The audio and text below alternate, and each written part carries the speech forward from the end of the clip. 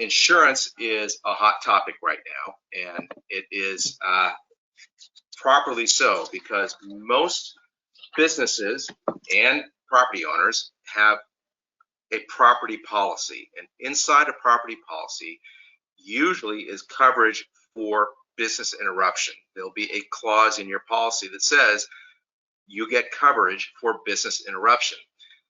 The issue that's in front of the courts now, and it's unresolved, is whether COVID-19, the virus, and the things that it has caused, including the shutdown orders, constitutes property damage. Insurance policies, property policies require coverage, the predicate for coverage to be physical damage to or loss of property. And that issue has not been decided by any court in the United States. There are lawsuits in California, virtually every jurisdiction in the South, Midwest, East Coast, Southeast, addressing these policies, addressing the issue of whether the virus causes damage to property. There are class actions, there are individual lawsuits. There is a lawsuit filed by the French Laundry up in Napa that is just starting this argument. There's a new lawsuit, a new class action in San Francisco for a number of small business owners who have banded together asserting coverage. Indian tribes are suing over business interruption because their casinos can't operate and the like. So this is a hot issue, and there is really no answer to what it is or is not.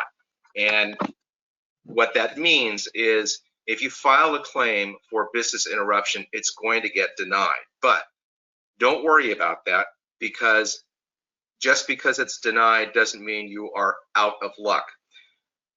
Where does, if COVID-19 causes property damage, where else in the policy will you find coverage for your loss? Typically, in the circumstances here, you're going to find coverage in your civil authority coverage. And civil authority coverage in your property policy says if civil authority, state, local, federal, shuts down your operations because there is property damage elsewhere in your community, then you have a claim. And again, it comes back to whether the virus constitutes property damage under the policy. But most policies, most property policies have civil authority coverage. Another potential source of coverage is your preservation of property clause in your policy. What's that? That's the clause in your property policy that says you, the insured, are obligated to take acts to mitigate the risk of covered loss under the policy.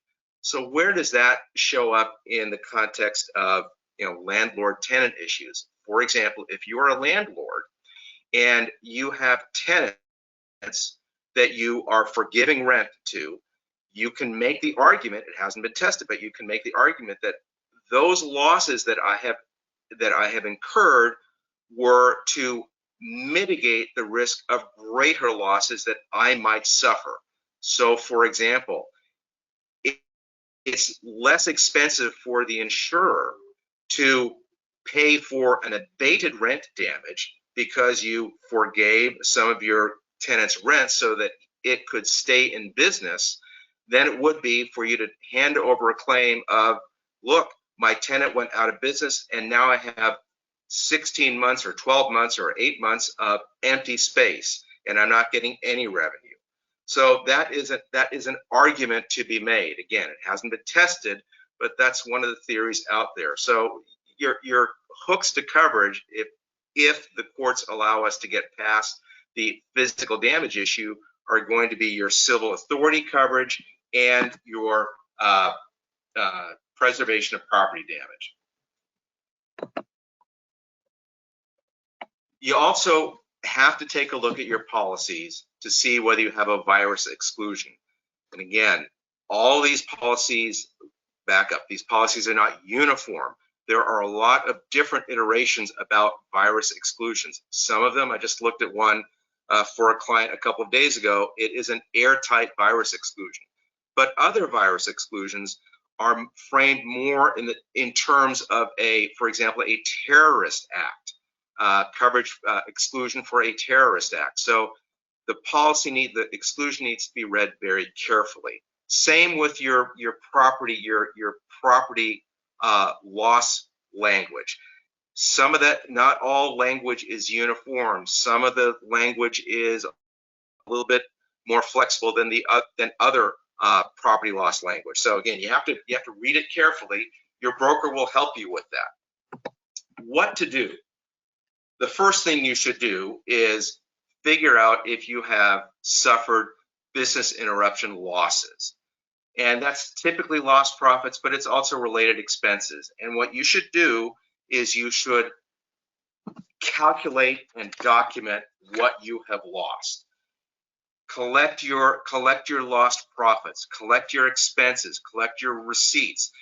Go back to your P&Ls over the previous 3 years, because your underwriter is going to want to see proof of those losses. Save invoices, save purchase orders. Everything that you think you have lost as a result of this event, you should document. You should segregate into a separate file so you can get a hold of it and have it handy, and then work with your broker and submit your notice of loss. That's it, and it's critical to do that in accordance with the notice of loss provisions in the policy. The insurers are going to insist on strict adherence to your notice of loss clause, and again, your broker can help you with that. Don't worry about submitting a claim having an impact on your premium. The reality is, if insurers are going to have to pay out on these losses, we are all going to get hit with enormous premium increases. So you're better off submitting your claim and getting in line. Do you have to file a lawsuit right away if your insurer declines coverage? And your insurer will decline coverage. In my opinion, no, you don't, unless you want to.